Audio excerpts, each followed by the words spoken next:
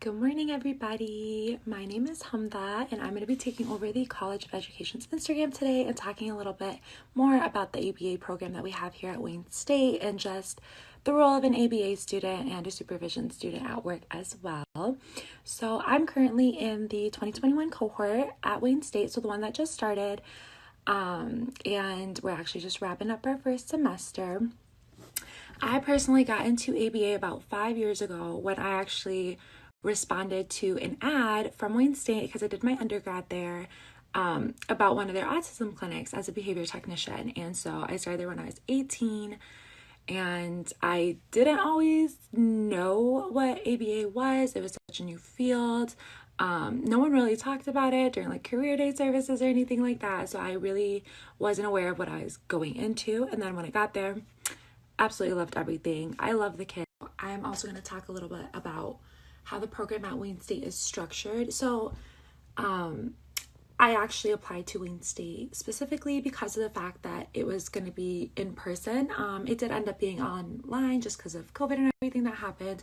And they will stay online. However, I wasn't a big fan of online classes, but the way that this is structured actually makes you feel like you're in a class. So we only have classes we mostly have classes on Thursdays.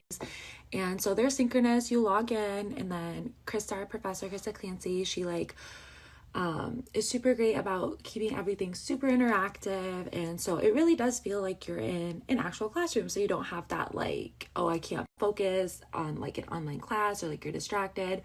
It's also super important to have like a space where you just go for classes so you know that, okay, it's time to tune in and be prepared. So this is what my workspace looks like. I like a little view with my workspace just so I feel a little bit more open to doing my work while I enjoy a view. I actually also use these little sticky notes to help keep track of all my tasks. I actually got this idea from somebody else that did the Takeover a while ago, but I think it's a great idea because I feel like I'm more on my laptop than I would be on my planner or anything, because if you don't check your planner, you're not necessarily knowing what's next. So this is a great way of knowing all the tasks that I have due and then doing them in a timely manner.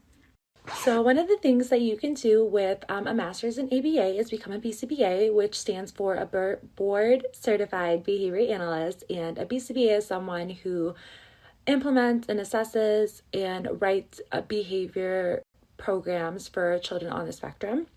Although it's not exclusive to the autism population, but it is the most popular form of ABA. And to become a BCBA, you do the coursework, which is what the master's program is. You do it along with your practicum hours, which is something that you would do outside of school at work, so at your work site or autism clinic. And after completing those hours and after completing your coursework, you actually study and sit for the BCBA board exam. After you pass that, you get licensure, and then you're a BCBA. So again, ABA is not exclusive to the autism population. It can also be used for individuals with traumatic brain injuries or TBIs, and as well as things like substance abuse counseling and anything that really entails behavior, we can basically help.